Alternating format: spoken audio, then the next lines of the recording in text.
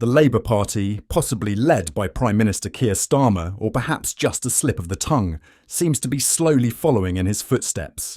Just recently, Sadiq Khan has managed to bury his own career with a shocking statement.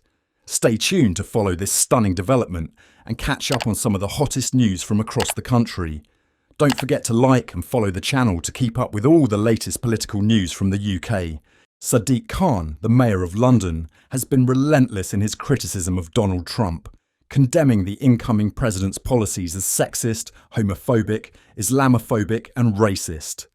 This is clearly part of the Labour Party's new attack strategy against Trump, aiming to target a prominent politician. Previously, Trump had hit back at Khan's criticisms following the London Bridge terror attack, calling him a fool and a cold loser, and emphasising that Khan should focus on tackling the crime wave in London instead of getting involved in distant issues. However, Khan wasn't about to sit back and let this slide. He responded strongly, insisting that if he were white, Trump would never have chosen him to criticise. In a podcast interview, when asked how it felt to be a target of Trump's criticism, Khan sarcastically claimed that it was a personal issue. "If I weren't a person of colour, if I weren't a practicing Muslim, he would never have gone after me," Khan shared. "It's not because I'm 5'6", it's clearly because of the colour of my skin and my religion. That's a deeply personal matter for me." This response not only lacked convincing logic, but also seemed to deliberately provoke, attributing a discriminatory view to Trump that he never held. The London mayor went on to explain that his criticism of Trump's policies wasn't for attention or to intentionally escalate tensions, but simply because he felt a responsibility to speak out against a divisive and discriminatory figure. "I speak out because I feel I have a responsibility, and if I don't, I won't be doing my job," Khan asserted. But in reality, his actions only fueled further suspicion about his motives, as his remarks were always accompanied by clear political intentions. Nonetheless, Khan also made sure to express his readiness to welcome Trump to London, albeit with an underlying irony. In an interview recorded before the US election, Khan stated that he was eager for Trump to visit London, regardless of whether he won the election. "I would love Donald Trump to come to London whether he wins or not. Let me take him to see our wonderful, diverse communities. Let me take him to the Pride Parade next summer. Let me take him to a mosque," Khan said with a hint of sarcasm. The more Khan spoke, the less sincere his invitation appeared. Let him visit some of our diverse communities and help him realise there's no contradiction in being both a Westerner and a Muslim, that you can absolutely respect women, be a leader and be a real man. These words only highlighted the absurdity of Khan presenting himself as a champion of a diverse and inclusive society, while consistently expressing contradictory and illogical views. This story has attracted widespread attention, leaving people questioning Khan's true motivations. After all, is he really a leader working in the best interests of London, or just another pawn in a politically charged game? Leave your thoughts on the matter in the comments. In other news, a Labour MP has faced a strong backlash from the public after proposing a new visa scheme for families in Gaza, inspired by the programme for Ukraine. The proposal, announced online this morning, immediately attracted attention and sparked heated debates across society. Rachel Maskell, MP for York Central, has urged the public to contact their MPs and ask them to sign a petition in support of the visa scheme. If passed, the scheme would allow people from Gaza to reunite with their families in the UK and seek temporary refuge until the situation in their home country stabilises. However, the proposal has met with fierce opposition from many quarters. Richard Tice, Deputy Leader of Reform UK, strongly criticised the plan, stating that no one wanted people influenced by Hamas's extremist ideology to migrate to the UK.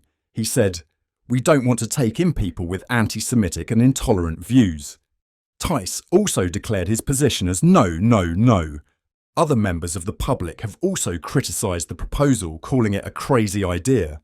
Some have also taken issue with Labour's policies, particularly heavy taxes on businesses and public services, as well as concerns over cuts to winter fuel allowances for the elderly. One comment read, "Her decisions are unrealistic. If the government can't care for people at home, how can it take on the burden from abroad?" As of this morning, 24 MPs have signed the petition, including representatives from multiple parties such as Labour, the Social Democratic Party, the Liberal Democrats, the Green Party, the Scottish National Party, SNP, Plaid Cymru, and the Alliance Party, alongside 4 independent MPs. Submitted on the 5th of November, the proposal calls on the UK government to establish a visa scheme for families in Gaza, similar to the one for Ukraine. The aim of the scheme is to help Palestinians from Gaza reunite with their families and find safe shelter in the UK until the situation back home improves. The proposal highlights the severe crisis in Gaza, where over 40,000 people have died, thousands are injured, and famine and disease are rampant. The destruction of Gaza's healthcare infrastructure has worsened the situation, further straining medical care for the population. In this context, some are calling for the visa scheme to be implemented as soon as possible, especially as Israel's counter-offensive following Hamas's attack on the 7th of October last year is still ongoing. The Ukraine Family Visa Programme, first launched in March 2022, just weeks after Russia invaded Ukraine, has helped thousands of Ukrainian families reunite in the UK. According to the Office for National Statistics, by the 16th of July this year, approximately 210,000 Ukrainians had arrived in the UK under this programme, thanks to the sponsorship of eligible UK citizens providing accommodation. The humanitarian crisis in Gaza has captured global attention, with many countries intervening to assist civilians. One of the latest initiatives is the Labour MP Rachel Maskell's proposal to create a family visa programme for Gaza, similar to the scheme for Ukraine. While this proposal aims to create opportunities for people from Gaza to reunite with family members in the UK, it has also faced strong opposition. The Gaza visa programme is based on the successful model of the Ukraine visa scheme, which was introduced in March 2022, shortly after Russia's invasion of Ukraine. The Ukraine programme allowed UK citizens to sponsor family members or relatives from Ukraine to live in the UK, provided they had sufficient accommodation. Since its launch, nearly 210,000 people have arrived in the UK under this programme, a significant figure reflecting the success of the initiative in supporting Ukrainian families. However, applying a similar model for Gaza is not a straightforward issue. Gaza is currently facing a severe crisis, both humanitarian and political. According to reports from the United Nations and human rights organisations, over 40,000 people have died, thousands more have been injured, and famine and disease are becoming serious threats. Moreover, the destruction of Gaza's infrastructure, including healthcare facilities, has made access to basic services such as medical care extremely difficult. Therefore, introducing a visa scheme to support the people of Gaza is a deeply humanitarian initiative. But it is not without its practical and political challenges.